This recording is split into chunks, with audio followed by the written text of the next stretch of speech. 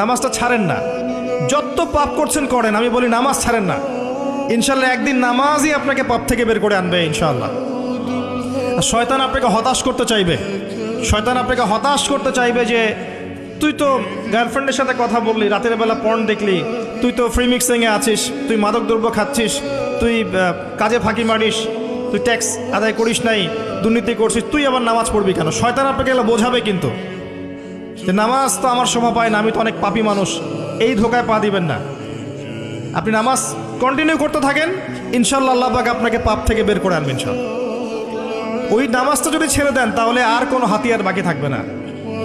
আর আপনি যত পাপ করেন না কেন মায়ুস হবেন না, মন ছোট করবেন না।